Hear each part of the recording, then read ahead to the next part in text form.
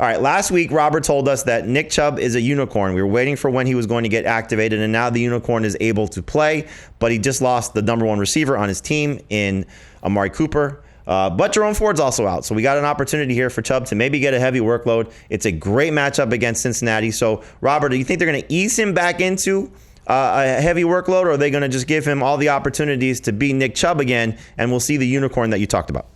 Yeah, there's some guys that you ease back into the game, and there's others that just get right to it.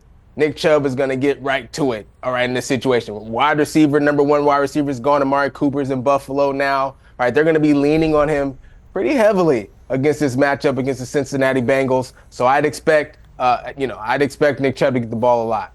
What I hope is that the Browns go back to what they were when Nick Chubb was healthy, and that was a run-first offense. They can't continue with this pass-heavy approach because Deshaun Watson's simply been terrible, and now they don't have a number one wide receiver. I do think it's probably a split. Maybe it's a 2-1 split. Wouldn't be surprised if it's more of like a 55-45 split in the first game back, but it's Nick Chubb. It's the Bengals defense. I'm probably starting Nick Chubb if he's active. Yeah, it's hard to keep him out of your lineup. You've been excited to get him back on the field.